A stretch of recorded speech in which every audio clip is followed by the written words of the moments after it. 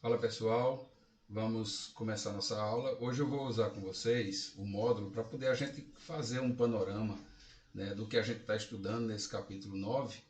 Então é importante a gente dar uma orientada em todo esse processo, né, ver de que forma esse capítulo vem trabalhando todo esse tema e chegar no assunto principal de hoje, que é exatamente a questão das lutas operárias e, consequentemente, né, as correntes teóricas que a gente vai ver no andar. O capítulo de vocês ele tem esse tema, né, das revoluções industriais, as teorias sociais do século XIX. Então vamos dar uma passeada organizando com vocês, né, o que é que a gente já trabalhou, né, e enfaticamente a gente faz um primeiro destaque, né, dessa questão do advento da Revolução Industrial, ou seja, ele faz aquela transição que nós já fizemos, né, o caminhar que foi, né, do artesanato até a maquinofatura, né, destaca o artesanato como aquele momento em que o artesão ele domina todo o processo de produção, é dono das ferramentas, né, ele é dono do seu tempo, ele é capaz de fabricar e produzir e estabelecer seu próprio preço, e que à medida que foi evoluindo, a gente vai chegando, né, na manufatura, em que agora você passa a trabalhar para uma pessoa que passa a ser o detentor desse capital e das fábricas, até chegar à maquinofatura. E aí ele destaca no módulo três pontos bem interessantes, né, fundamentais para que a transformação ocorresse. Surgimento de máquinas modernas que vão substituir o trabalho manual, a utilização do vapor como energia fundamental para o desenvolvimento dessas máquinas, né, e a questão de possibilitar os recursos para que desenvolva essa revolução industrial, que são as matérias-primas, né, o capital inicial, o desenvolvimento tecnológico e todos aqueles outros elementos que a gente já vinha trabalhando. E ele chama atenção exatamente para um ponto importante, quando ele diz assim, ó, foi uma das maiores transformações da história. Em cerca de 100 anos, a Europa de quintas, rendeiros e artesãos tornou-se uma Europa de cidades abertamente industriais. Os utensílios manuais e os dispositivos mecânicos foram substituídos por máquinas. A lojinha do artífice pela fábrica, o vapor e a eletricidade suplantaram as fontes naturais de energia, a água, o vento e os músculos. Os aldeões, com suas antigas ocupações, se tornaram supérfluos, migraram para as minas, para as cidades fabris, tornando-se operários da nova era, enquanto uma classe profissional de empreiteiros, financeiros, empresários e cientistas, né, faziam e se expandiam rapidamente. Era a Revolução Industrial. Aí ele chama atenção para imagens, né, que depois você observa aqui. Tem um videozinho do meu Bernoulli exatamente para poder mostrar a você como é que funcionava todo esse processo e os exercícios comuns que o módulo traz, né? Aí mostrando, pedindo, por exemplo, para você fazer o caminhar, né, do artesão, do manufatureiro e do maquinofatureiro dentro desse processo, explica, né, os fatores que levaram à Revolução Industrial, que a gente já viu, né, a economia mercantilista, o surgimento da burguesia, o iluminismo, a mentalidade científica e o desenvolvimento de novas técnicas. Fala de por que a Inglaterra foi essa fábrica do mundo, a gente já também fez esse processo, né, em que a Grã-Bretanha sai na frente de todo mundo e condiciona exatamente alguns fatores que levaram a isso. A primeira delas, a questão da acumulação do capital, a gente já tinha falado do mercantilismo, tinha falado da importância dos atos de navegação de Oliver Cromwell, né, que fizeram com que a Inglaterra desenvolvesse uma grande marinha. Falamos da política dos cercamentos, exatamente para que ocorresse o êxodo rural, essencial para a geração da mão de obra necessária dentro das fábricas e para o crescimento das cidades, e que, na verdade, essas pequenas fazendas vão dando lugar a grandes latifúndios, né, produtores além de produtos agrícolas essenciais para o abastecimento das cidades, mas também para a criação de ovelhas necessárias para a indústria têxtil, né? Então a gente tem aqui também a questão das condições geográficas, já citamos também. Lembre-se que nós estamos fazendo um caminhar pelo módulo para mostrar a você que a aula que a gente vem pontuando e utilizando um material sendo produzido durante essa aula, que é o material do Word, se encaixa direitinho com o módulo. Eu estou fazendo isso é mais para uma prestação de contas com vocês, para mostrar a vocês como, certo, a gente tem seguido fielmente o módulo dentro desses aspectos. né? Aí mostra as minas, né, de carvão, as jazidas de ferro necessárias para a metalurgia, né, e o desenvolvimento aí das cidades. A questão das revoluções, né, a Revolução Puritana e a Revolução Gloriosa, que deram ao Estado inglês, além do fim do absolutismo, a possibilidade do desenvolvimento de um governo liberal, adepto a essa política da burguesia de desenvolvimento, ou seja, a Inglaterra fez o dever de casa, e a gente tem exatamente esse início da industrialização na Inglaterra, a Inglaterra se tornando a fábrica do mundo, desenvolvendo principalmente de início a indústria têxtil. Aqui você tem de novo uma fotozinha que pode mostrar exatamente essas fábricas, né, de tecidos, né, e da predominância de mão de obra feminina e infantil dentro dessas fábricas, por razões que vocês também já sabem, a questão dos baixos salários, das péssimas condições de trabalho. Tudo isso acaba levando, né, à formação dessas manufaturas, dessas indústrias manufatureiras, né, principalmente através da tecnologia que surge, né, do tear mecânico e de outras técnicas que vão sendo aprimoradas. Aí você tem um desafio do próprio exercício do módulo, né, quando ele diz as imagens a seguir apresentam formas da produção têxtil, e aí ele diz, ó, isso aqui era quando era feito em casa e aqui feito em uma fábrica com máquinas, com recursos de força a vapor, né, ou a carvão, que mostram exatamente o tamanho do desenvolvimento científico, da velocidade de produção e, consequentemente, da quantidade de material produzido. E aí ele chama você para mostrar o que mudou entre as imagens e as consequências e mudanças. Pois bem, a máquina a vapor tem todo um processo de importância nessa questão tecnológica. O transporte ficou mais rápido, né? Os navios passam a transportar com maior velocidade, os trens levam mercadorias com muito mais rapidez, onde tudo era feito antigamente com carroças e burros, ou seja, a produção ela era muito mais lenta e o transporte também. Então há todo um incremento e a importância que a máquina a vapor teria, né, para o desenvolvimento industrial. Ele chama até a atenção nesse último parágrafo quando ele diz, olha, o século XIX torna-se o século do vapor. Estima-se que em 1870 as máquinas a vapor de todo o mundo teriam a força de 46 milhões de cavalos vapor, né?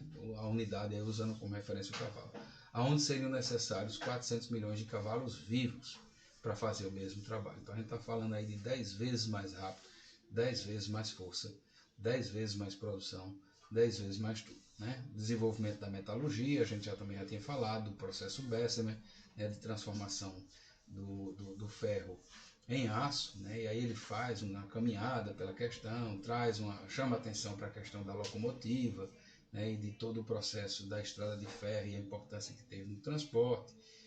Aí já é mais aquele processo de vamos esticar para outros segmentos, né, conforme eu disse a vocês, o navio, as viagens, né, as comunicações se aperfeiçoam com o desenvolvimento do telégrafo e outras tecnologias. Até que chegamos naquilo que chamamos de segunda revolução industrial, que não só traz, né, as novas tecnologias, né, que vão surgir, como eu disse a vocês, que esse processo ele se intensifica primeiro pelo desenvolvimento de novas técnicas, né, de tecnologias fundamentais como o telefone, o telégrafo, o dínamo e outras coisas, né, como também pela concentração de riquezas naquilo que chamamos de período do capital monopolista. Então vão surgindo aqui, né, os novos modelos de grandes conglomerados, de empresas que passam a comprar as menores para evitar a concorrência, e aí ele novamente mostra as formas de processamento e as formas de produção.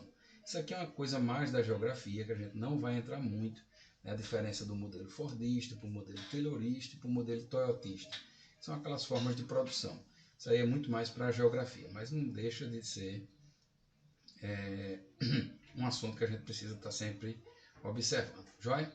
Os efeitos dessa revolução todo mundo sabe. Transformação das cidades, transformação das relações de trabalho, né, choque de classes entre a burguesia e o proletariado, né, e claro, a gente vai ter que, a partir daqui, ver agora o que nos interessa, que é exatamente a questão do movimento operário.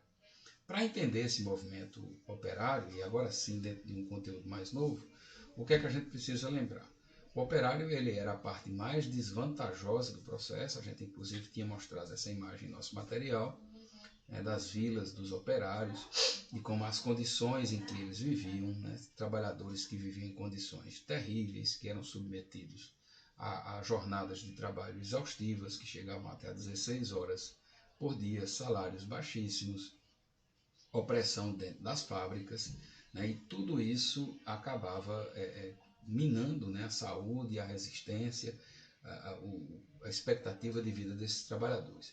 O Eric Hobsbawm, que é um dos maiores historiadores do mundo, né, e pai de vários livros, entre eles uma das maiores trilogias da história, que é a Era das Revoluções, a Era dos Impérios e a Era dos Extremos.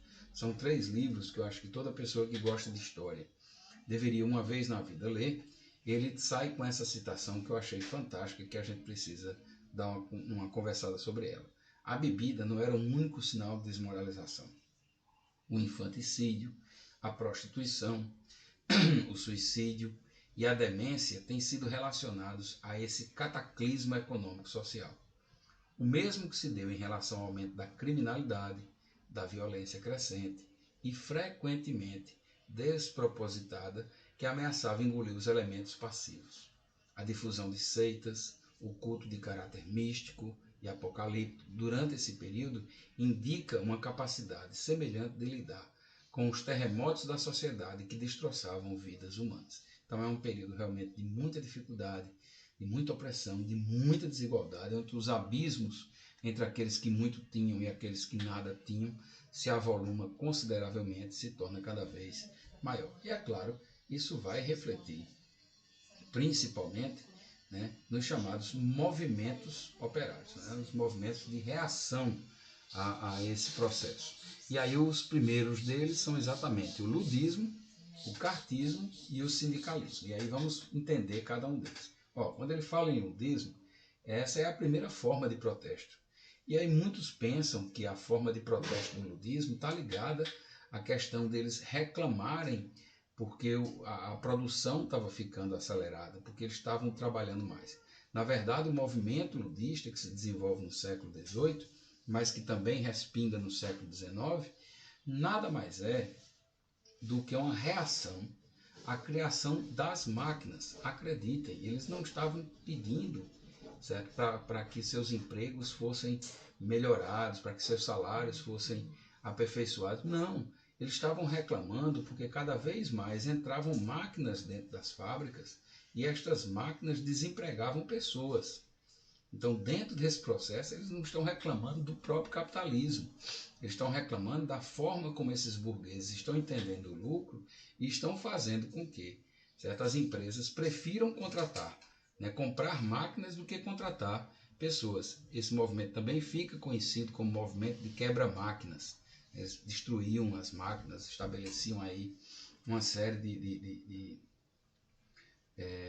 de movimentos, né, que invadiam as fábricas para destruir as máquinas, porque aí, sem as máquinas, os donos das fábricas teriam que contratar as pessoas. Tem uma figura de destaque, que é o general Ned Ludd.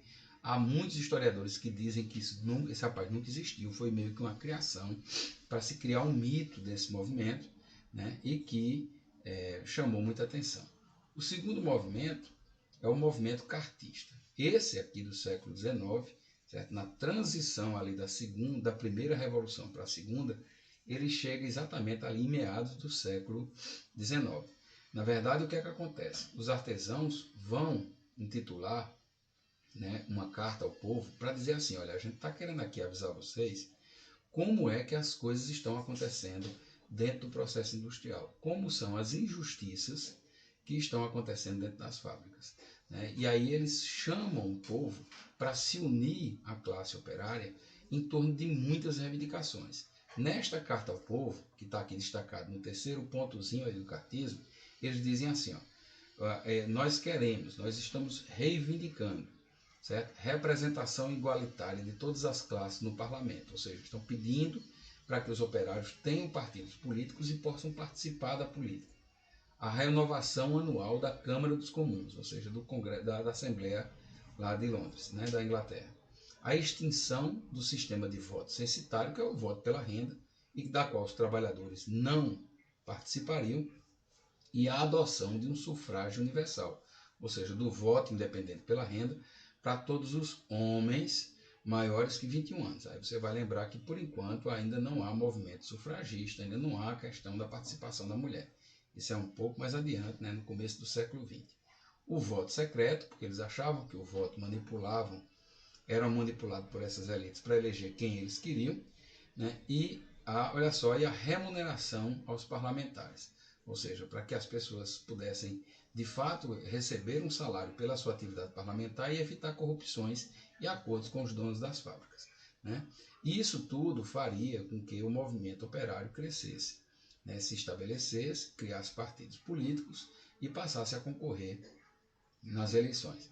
Teve reflexo imediato nesse período? Não, não teve.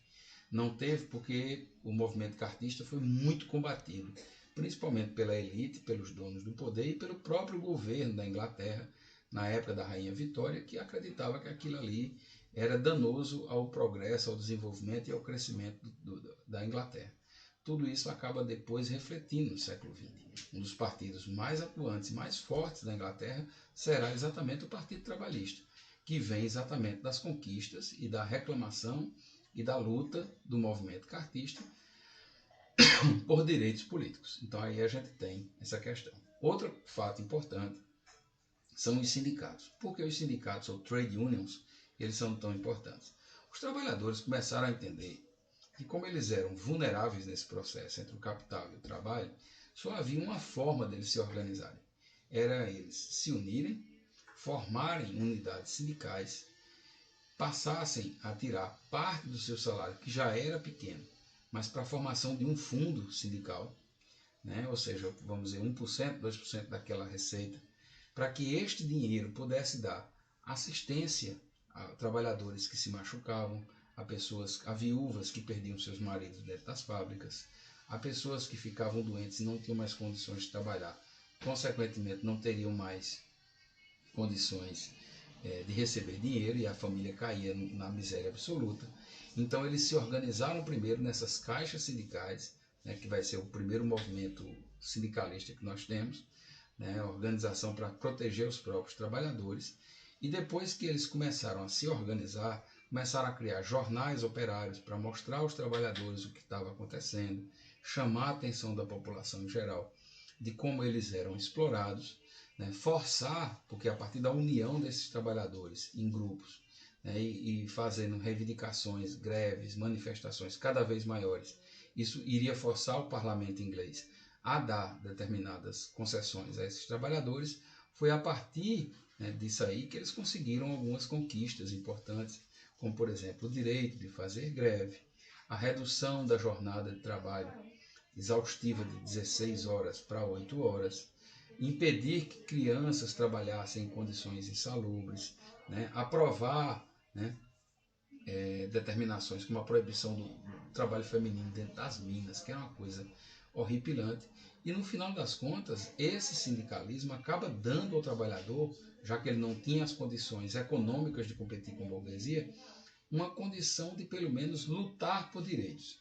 Então, nessa parte dessa aula, né, a gente destaca 3 movimentos, só para relembrar: essa questão sindical, da organização do trabalhador em sindicatos, o do cartismo, né, importantíssimo por reivindicar direitos, por buscar conquistas e por acabar formando, né, essa célula do trabalhismo operário, e também do ludismo, que foi um primeiro movimento meio inocente, meio ingênuo, né, de achar que a burguesia iria trocar máquina por gente, quando a gente sabe que o interesse dele é trocar velocidade e lucro, né, aliás, falta de velocidade e pouco lucro por muita velocidade e muito lucro.